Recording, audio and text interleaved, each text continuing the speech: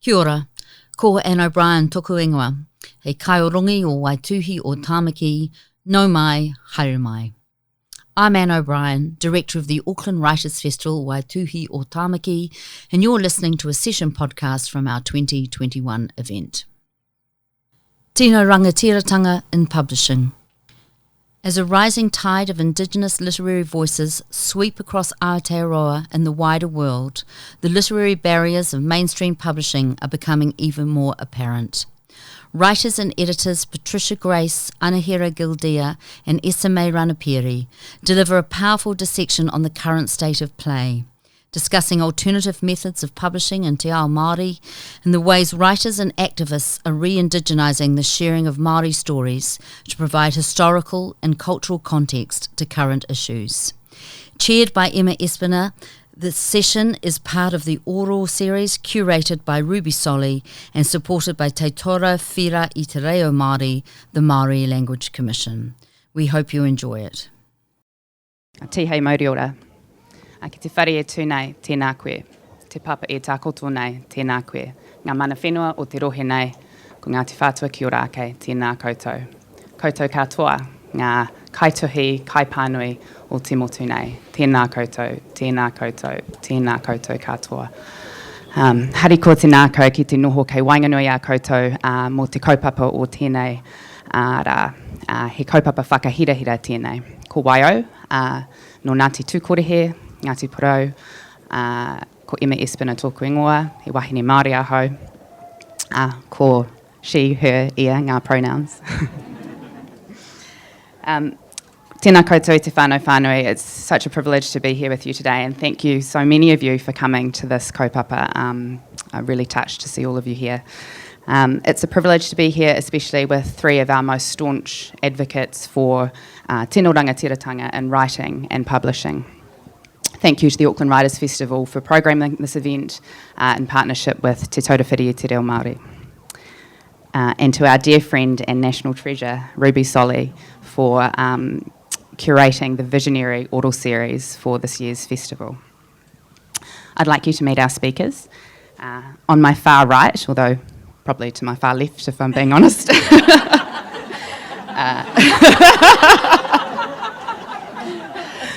E te whanaunga, Anahira Gildea, no Ngāti Tūkorehe ia, he wahine Māori ia, ko she, her, ia, ngā pronouns.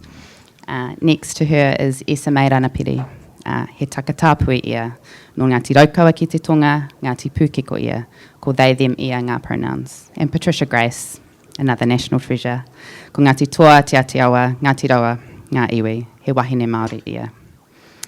So this is going to be awesome. It's going to be nourishing, challenging and enriching. It became apparent when we started talking about this session that it's really about the whakapapa of Māori writing and honouring those who have made it possible for us to publish our stories on our own terms. So Whaia Patricia, I'd like to start with you. In your memoir, you say that you've always been interested in writing Māori characters in Māori contexts. When you were getting started, who was interested in publishing those stories? Well, I was fairly fortunate because I was approached by a publisher for those early stories. I don't know what I would have done if I hadn't, if they hadn't, whether I would have eventually got round to attempting to publish. But the time was right for Phoebe Meikle at the time. She saw that there was a gap in, she'd been a headmistress of a school, of a secondary school, and saw that there was a gap there that needed filling where Māori children were not seeing themselves represented in literature. So, so she went out and sought those stories. So I think I was very fortunate in that way. And as an educator yourself, you recognised that as well when you were teaching, right? Yes, oh yes, I had indeed. And you've got a beautiful copy of the Koru journal there. Could you tell us a little about the whakapapa of that? Yes, for my contribution to this panel today, I was asked to talk about the Koru magazines, which I've got here, which came out in, Volume 1 came out in 1976, and and Volume 2 came out in 1978. And these are publications following hui of what was then called the Māori Artists and Writers Society and later became Ngā Puna Waihanga. These gatherings began in 1973 and were held annually on rural marae over Labour weekend, which was not the most warm time to be on a marae, but nevertheless. And there were visual artists, traditional artists, musicians, dancers, performers, composers, photographers.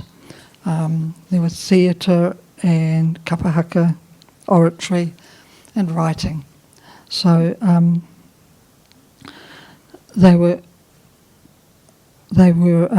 these particular publications were born out of those early hui held in Te Kaha and Wairoa, and I think that the first one in Te Kaha in 73, then Wairoa, Waitara, Motuiti, Taupo, Purirua.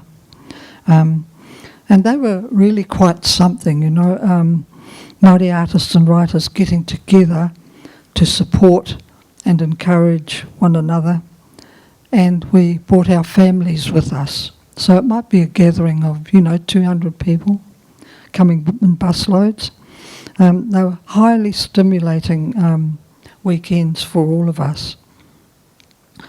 So they had exhibitions of art, contemporary and traditional, in the wharenui, but sometimes they had to use also the local hall and sometimes the schools, to cater for the exhibitions. So there were oratory and, music and kapaka and storytelling, plenty of humour. I think that was what we enjoyed most, was being together and telling stories and laughing a lot, The performing arts, so the visual arts were all around us. The performing arts and writings were presented in all-night concert on the Saturday night, and literally it was all night. So the concert went all night.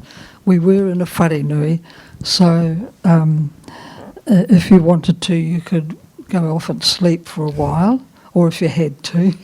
Nobody really wanted to, I don't think. So you could drop off for a while.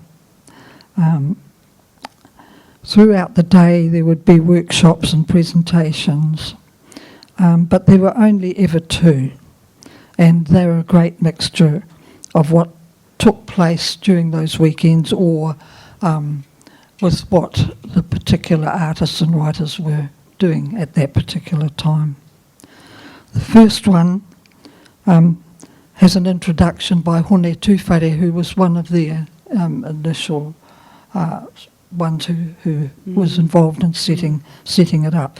It was a very short intro, half a column, I think. That's good. I like short intros. Really like short intros.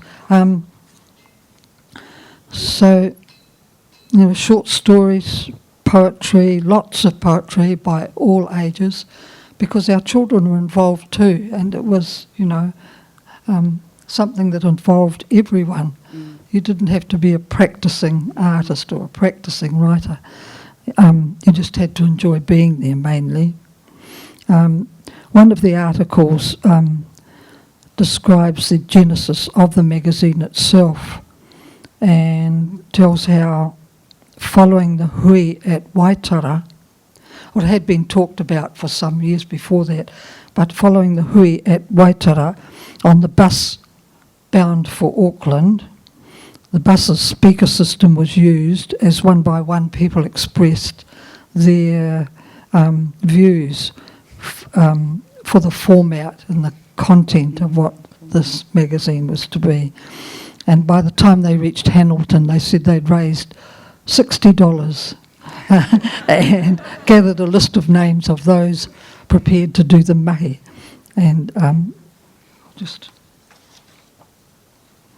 There was a prevailing sense of aroha and awhina, which continued to be expressed by other branches and individuals. For 60 or so miles from Waitara, the discussion flowed. So that's just a little bit out of that article. The writing is in te reo or English, and sometimes a mixture of both. There's an amusing story told in verse by Harry Danzy, which the beginning of which is called The Bumblebee, and I'll just read a little bit of that. I can organise myself, sort of.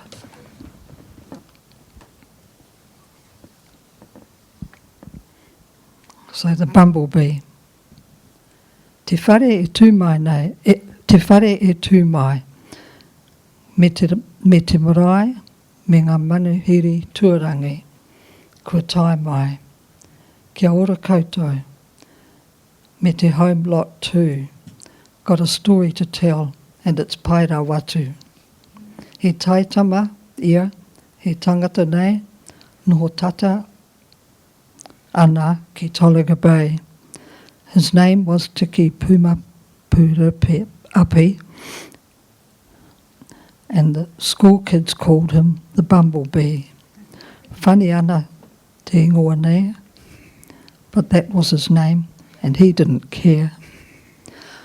Print seems to get smaller the older you get. Is that what's happening? Anyway, so where was I?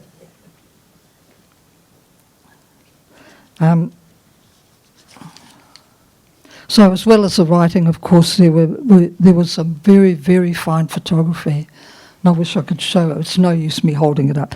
But very fine photography and photographs of the works of the artists, Ralph Hotere, Selwyn Muru, Robin Kahukiwa, Georgina Kirby, Ray Heyman, Cliff Whiting, Arnold Wilson, Katarina Mataira, and more, you know. So it was such a great resource. One of the most treasured items for me is the script of Rowley Habib's one-act play, Death of the Land. I remember well seeing this piece of theatre performed at Takuwahia Marae. I was one of the organisers of the hui that year, and we knew that this play was going to be performed, and it was going to be in the wharenui. And there happened to be, I don't know how it came about, there was a French camera team there, and because I was supposed to be one of the organisers, they were there with all their cameras outside the wharenui, and they were saying to me, where is it going to be held? And I said, in there, you know. Where is the stage? And I said, well, there isn't a stage. Oh, what space will they use? I don't know. And I wasn't being obtuse because I really didn't know. But anyway, at the time came. We couldn't ask anybody because they were all away practicing. And so the time came and everyone went into the wharenui, and it was absolutely packed. There wasn't a space anywhere.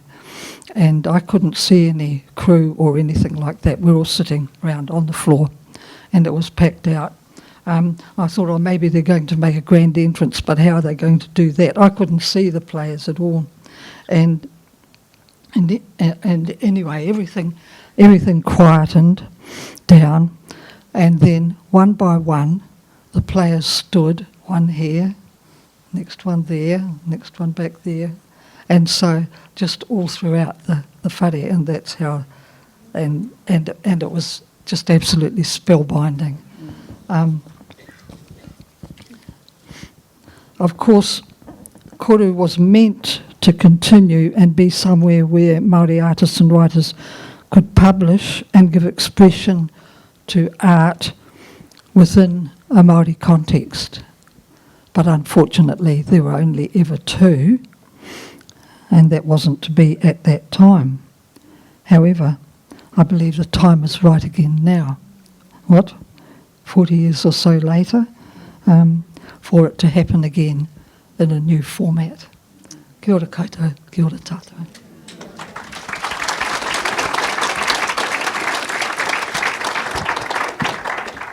Kia ora whaia. Perfect pivot to you, e te whanunga, to talk to us about what that new format might look like.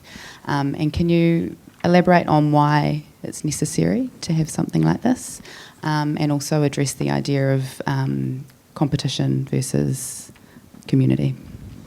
Kia ora, ka mihi nunui ki a koutou katoa. He mihi anō ki o koutou maunga me o koutou waihorapa I tēnei rohi a tāhua. I'm super stoked to be here and never ever thought that I would sit here with people who I admire so greatly. So I'm deeply honoured to be here. Thank you very much.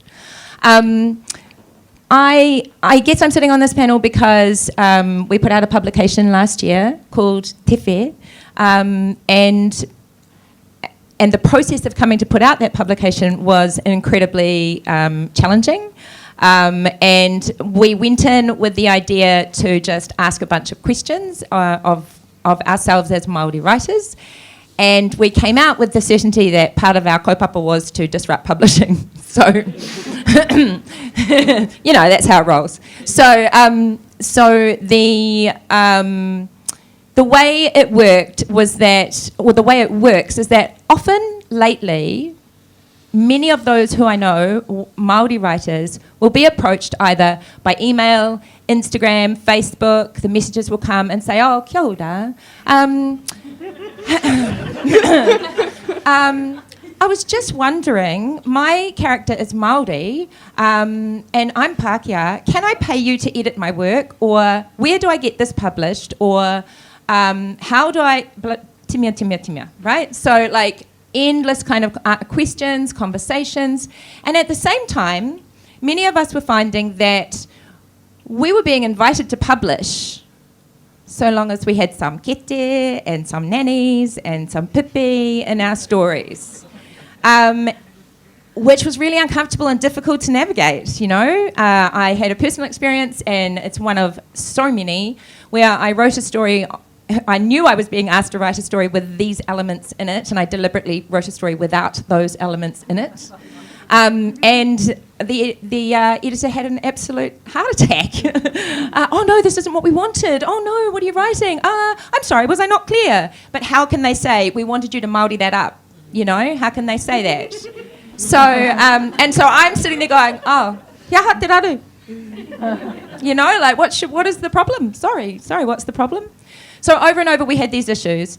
We came to, and we began to unpack what was the issue for us in publishing. And of course the issue is putia, money.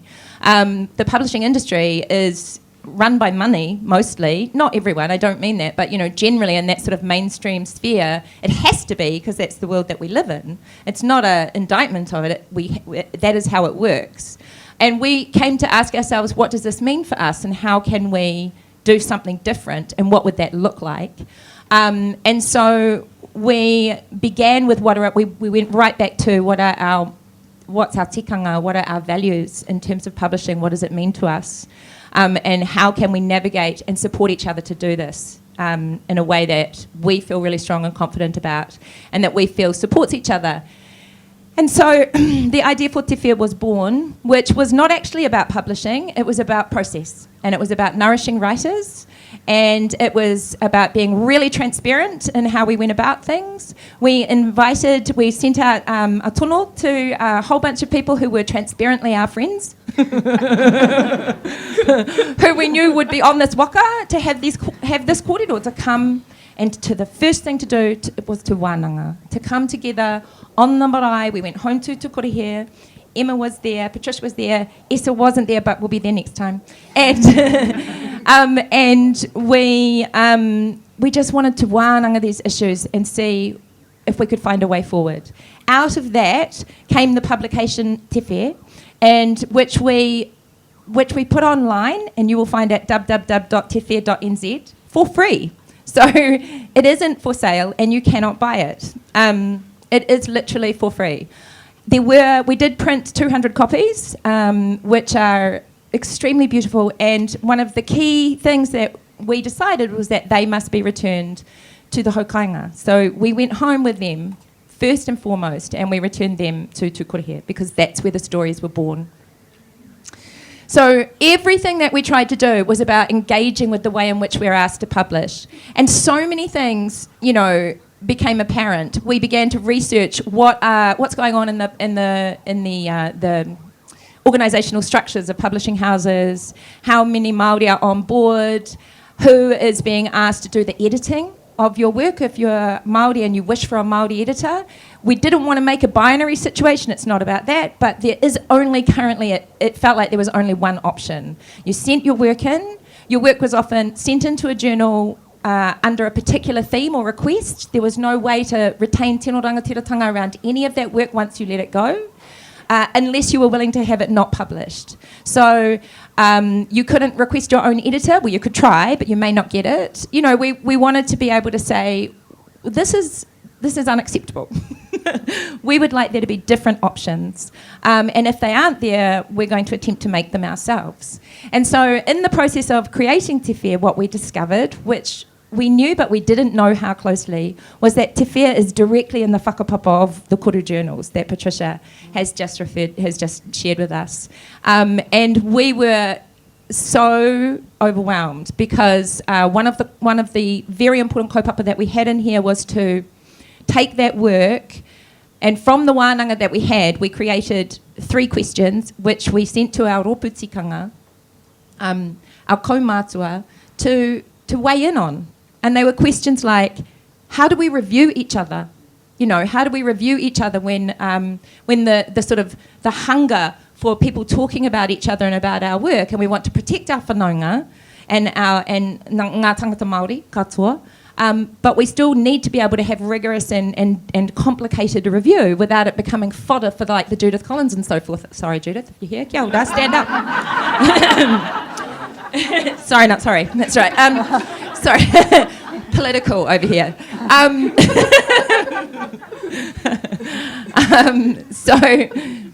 So we were absolutely blown away and stoked by the support that we got from kaumātua to answer those questions, and the answers to those questions are in the Te Whare journal.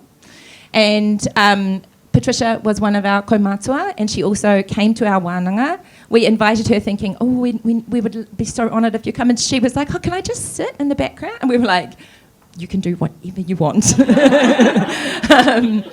And actually, it was so fantastic having her there because she was able to relay to us the stories of the kind of whanaungatanga that went on during their wānanga and what was happening for us at that time.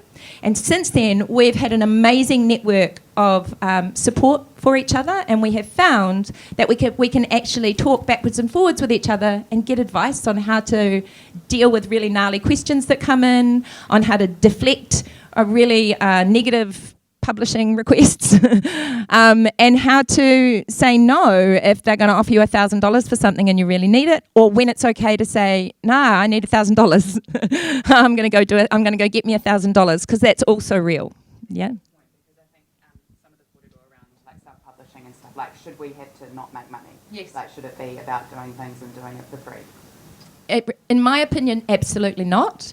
We were able to do this because we're under the rubric of Te Whare Wānanga Wikitoria, or Te Herenga Waka, as it's now called. And so that enabled us to do this. So I'm a big one for, well, if the institution will enable me to get in through that door, then I will. And so we were able to do that. But of course, we have to stay alive. It's not a super well paid job. This just all those kaituhi are sitting out there ready to earn their big monies on writing. It's not the super well paid job out here, whānau. But yeah, it's really important to be able to earn your putia that way as well. Ka pai. Esa, I'd like to turn to you and ask what your experience of publishing has been. And you've done a bit of everything, but particularly around the queer zines and Te Reto Te Harakeke. Kia ora. I just want to mihi to Anahera and Patricia. I learned a lot just in the korero that you've delivered so far today. My experience. it's like it starts online. It starts on Twitter very often. Te Reo Tō Te Harakeke was a collection that me and Sinead over by Hana Pere Aoki and Michelle Rahurahu put together in response to Ihumātao and everything that was happening around there and continues to happen. And yeah, it was 4 weeks of just... Well, it started with a Twitter thread where someone was compiling all the work that people had done or had posted about Ihumātao. And I was like, it'd be cool if we made this into like a collection, and then other people agreed with me. And then 4 weeks later, that was a thing that we had done. And it's probably the single, I know, the thing I'm most proud of in terms of my writing life so far is just taking those puka up to the whenua at Ihumātao and gifting them the putia that we had made from it to them. I think that was just a very rewarding experience. And it was nice to, have all these like difficult conversations in group chats about like, whether it's okay for us to write about this, because it's not, a lot of us weren't mana whenua, and all these like complicated questions which are like really enriching when you're not having to like deal with like Pākehā eyes watching that conversation. So it was, that behind the curtain apparently.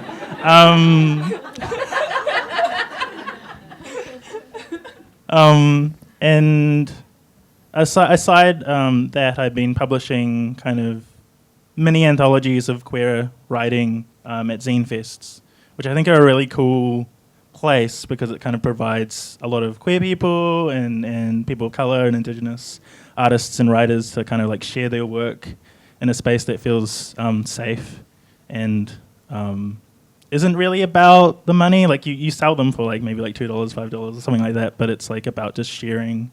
There's all these like wonderful moments where you go around near the end of the day and you're just like giving each other little books or little pictures and stuff, and it's just a really enriching experience. So I think those have been like really positive experiences.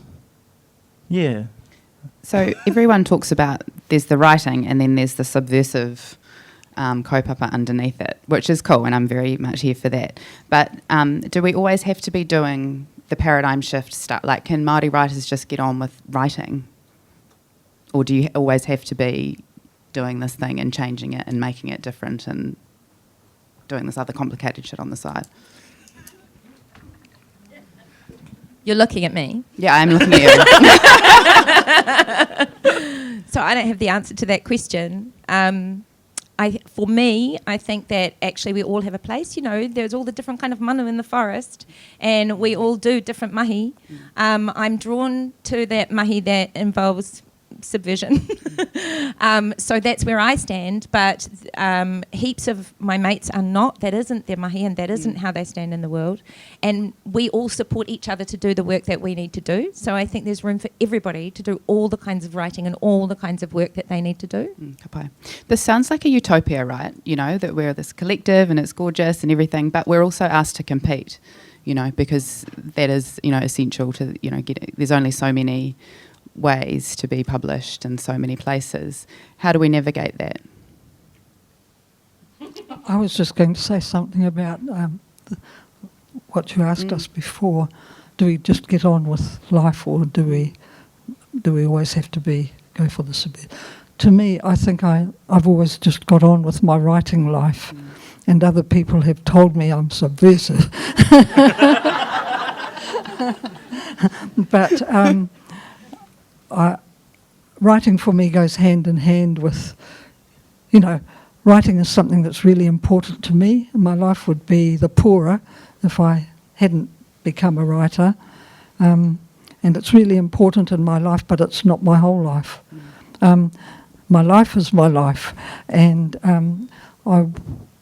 that is the important thing to me. My life with my family, my cousins, my interrelationships with the earth or the people or whatever.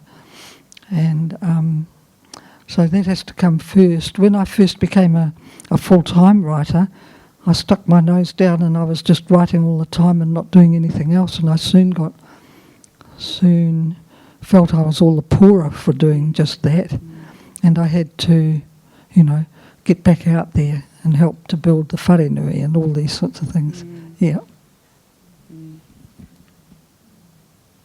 And I think, you should all buy and read Patricia's memoir, because it is that quiet subversion, and so just doing the things the way that you felt was right was tika.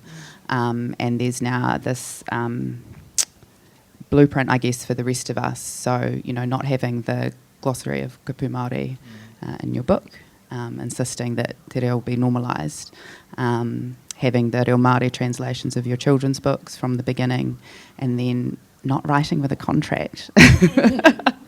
But all of these things, you just need one person to do it, and then the rest of us can see that that's the way that you can be. Yes. So how do we compete? And do we have to? It's interesting, right? Because I just think, that we can, not everyone feels like they're part of the community, the Māori writing community, and there's, we want to be all our different selves, and there are a limited number of opportunities for us. So how do we navigate that? Pākehā take up a lot of space. So I think that's what we should be working on. Making sure they take up less space. Mm-hmm. Yeah, that's one of the ways that so this is in regards to the work that I've been doing with some people on the climate change anthology for Auckland University Press. Something that I kind of presented when I was offered to be part of the editorial group, was I'm not going to be part of this unless for 2% of this book is Indigenous writers. Kia ora. And I think having things like that in place to ensure that there is already that space there is really important. There's probably heaps of ways to do that than just setting up like a quota or something. But I think that's a thing to think about. Like we can make this space larger. We can bring more people in. I love that. And Nadine Hura actually was the first one that talked to me about this idea that there's like one golden ticket for a Māori to be in your thing. There's like one good Māori that gets to be on your board, gets to write in your book, whatever. And that if our collective approach is to make more space, then you can all win. And also the danger of the single story. Absolutely. It's really clear from the research that in the publishing houses and boards that we've looked at, there might be 10 people on the board of any publishing house or what have you. There is not more than one Māori in each of those publishing houses that we've found so far.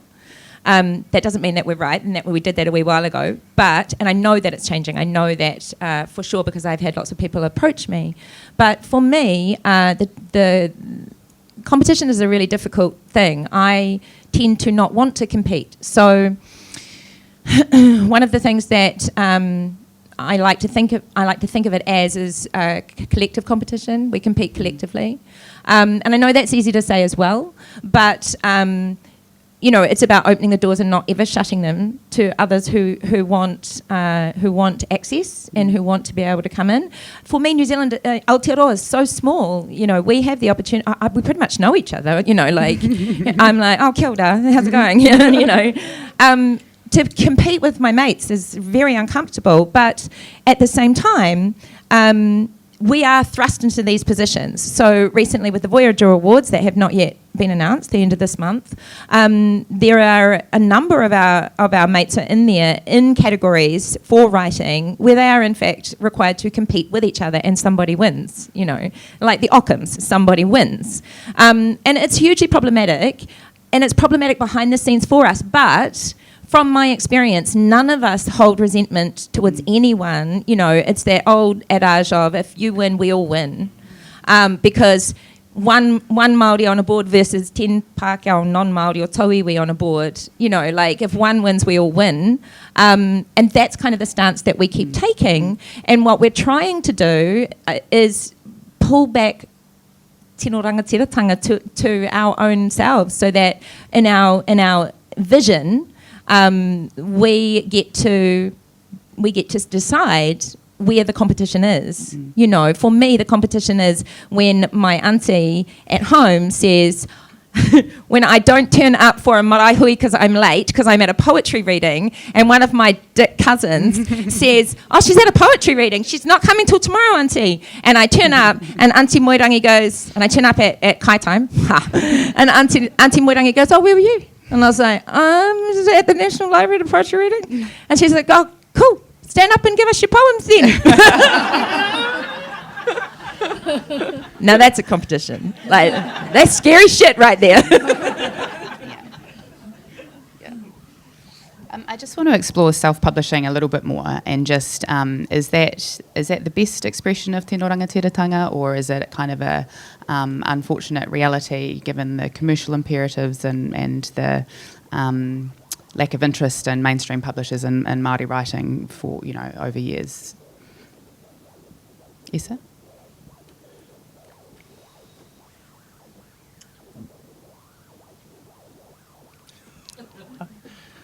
I don't know.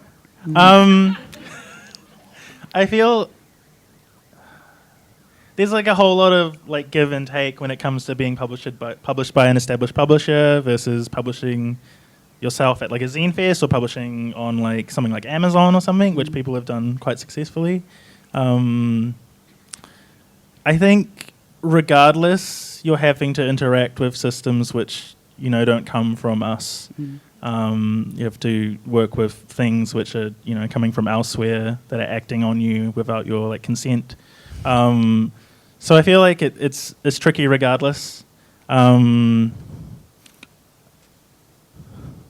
don't know. I really like publishing, like self-publishing, like little things, because I can just put death threats in my writing and it's okay. And the swearing. No, yeah, and the swearing, and the fucking swearing. Yeah, I don't know. Yeah, I feel a bit fraught about saying this is tino rangatiratanga versus this is tino rangatiratanga when, you know, we're still broadly alienated from our land, alienated from sovereignty of it, which I think is at the base of all this conversation, right? That we don't, you know, we're not the ones with the money, we're not the ones making the decisions. Higher up is in regards to like the boards and everything, and even, you know, we go back to the crown is still kind of sovereign here. It's getting heavy, but oh well. Always goes there eventually. Yeah, so I feel like there's freedoms in self-publishing which are really cool, and like you know you can have like this like, little conversation with your friends. It doesn't have to, you know, it doesn't always have to go out into the world in a bigger way. And those Pākehā eyes again. Yeah. Yeah. Yeah. And so, you know, it's happened in the past too, people publishing their own work or it being published by collectives.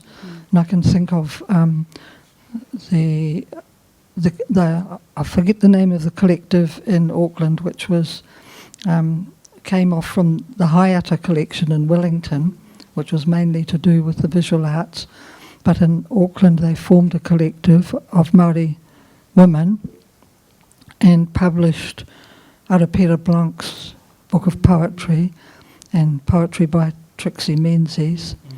And there was Hilary Baxter, I don't know where she got hers published, but also there was the Spiral Collective, which was a collective of women based in Wellington mainly. And part of that Spiral Collective were Irihapiti Ramsden and Miriama Evans and Marion Evans. So it was a mixture of, it had that strong Māori influence in it. And they were the ones who published The Bone People, which won the Booker Prize. And and House of the Talking Cat by J.C. Sturm. And both of those writers had difficulty getting published. So, you know, it's just a matter of thinking outside the box, I guess, and just believing in what you're doing and getting that done. Or other people believing in you. In the case of Jackie Sturm, yes. Okay. Can you tell us anything else about Jackie? Just quickly while you're there. I didn't know her very well, but we did go to Norway together, of all places, to a feminist book fair. And I got to know her a little bit during that time. And that was after the publication of The Bone People. And then she lived not far away from me. And she ticked me off one time because of this thing that embarrasses me that is always said as part of my biography, and I've tried to get it eliminated, that I'm the first Māori woman to have published a book of fiction in English or whatever. And I mean, that's probably true, but I was not the pioneer, you know. J.C. Sturm had her stories published in the New Zealand short stories, the Oxford edition, and there were others like Arapera Blanc, and I can't think of all the names of Māori women who had been published before me. They may not have had a book, but I just feel a little bit uncomfortable with this coming up all the time in my book. And you know, even though, and when I was saying Jackie ticked me off one time, said, "Why do I let people keep on saying that?" You know, and I said, "Well, I have tried, but I don't try anymore. I just but I'm telling you, you might spread the word." Yes. Oh, what? Okay.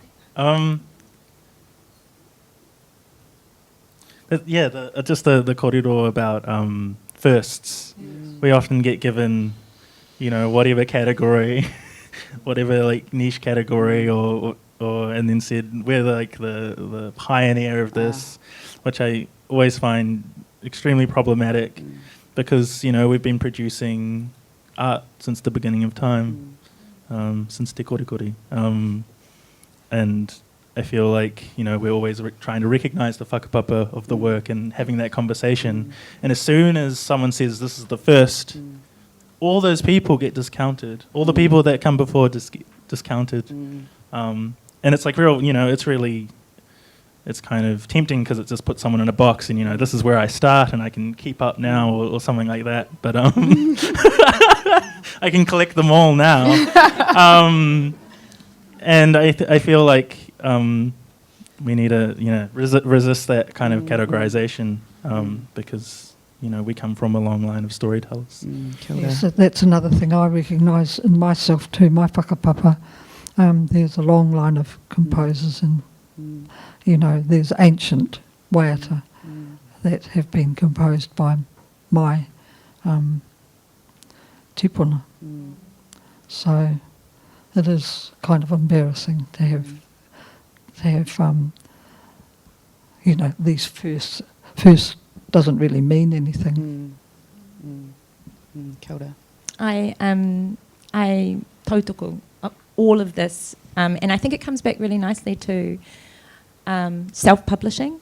One of the private challenges or ture, you know, that I set for myself is that I won't send a piece of poetry for publication in a print form until I read it aloud somewhere.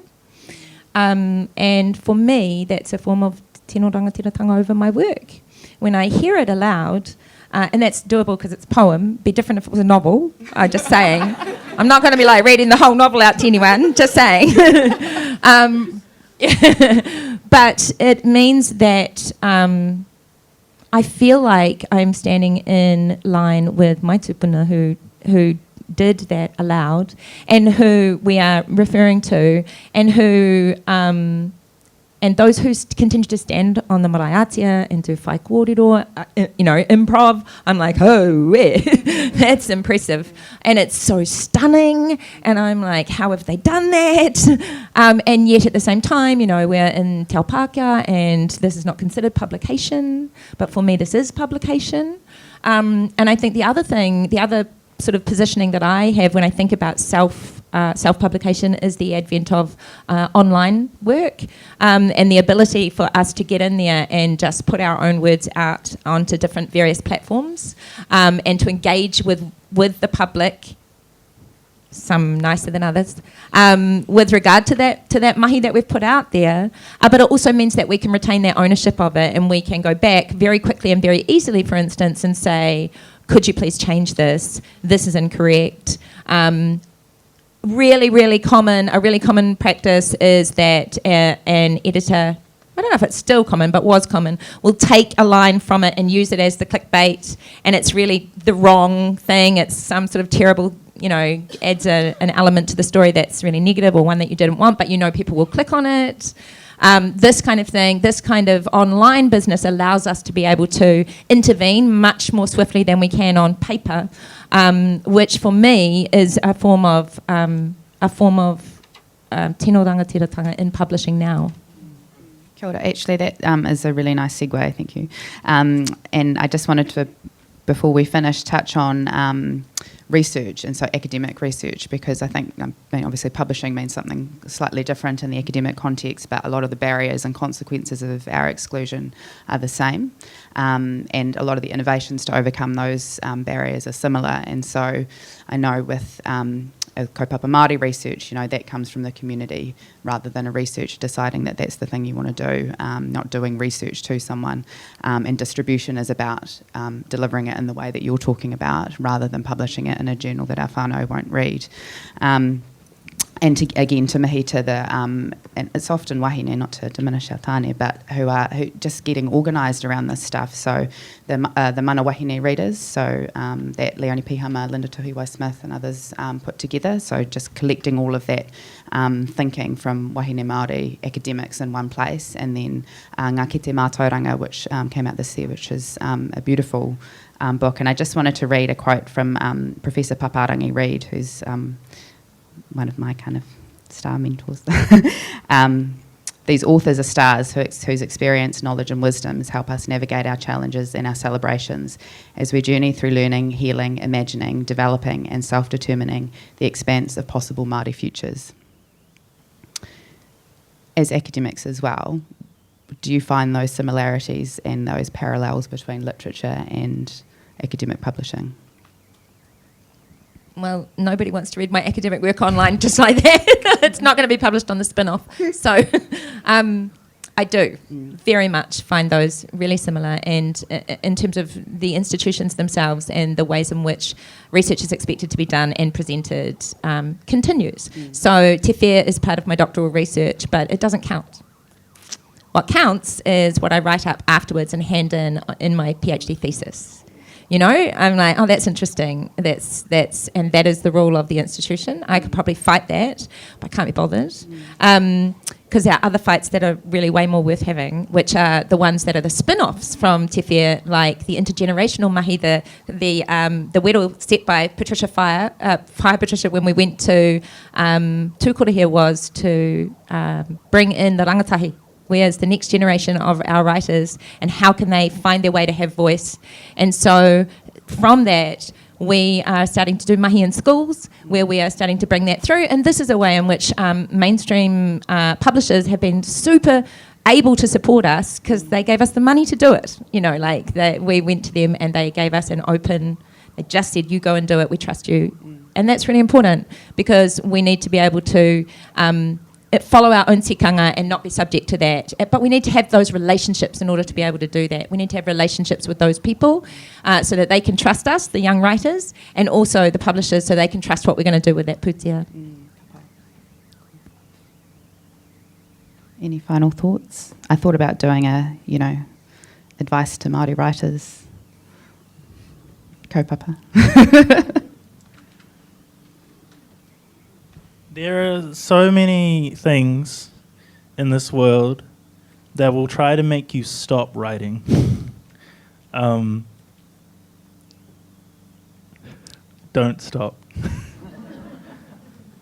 Yeah, that's what I have to say. Yes, I would say the same thing. Just do it. Look after your health.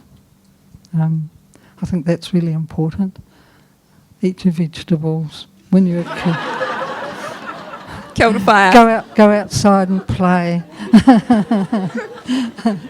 And look around, you know.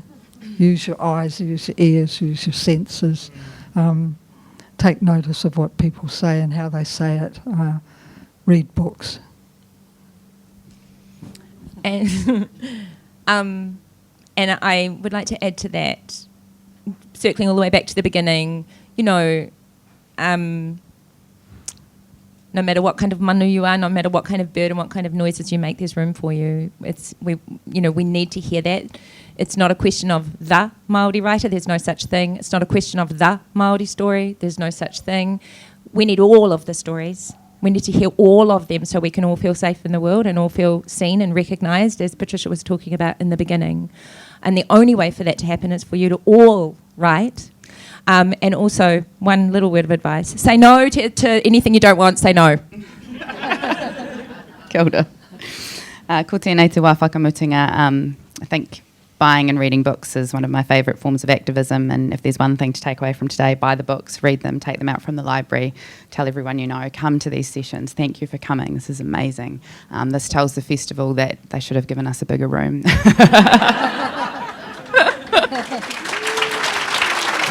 Thank you.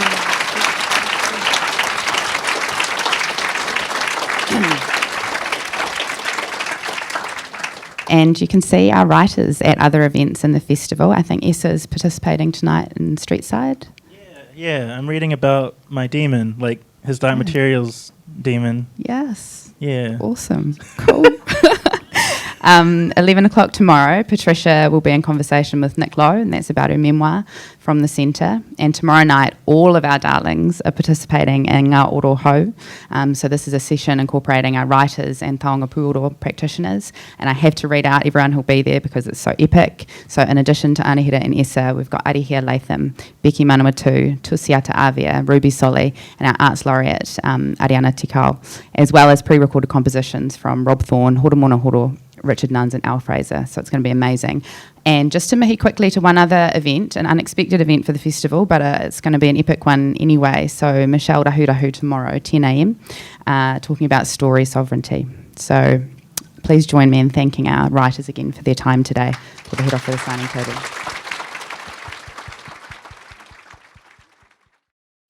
Tēnā koe, you've been listening to a podcast from the 2021 Auckland Writers Festival Waituhi o Tāmaki. You can find a range of other festival talks, interviews and discussions on iTunes, SoundCloud and on our website, writersfestival.co.nz.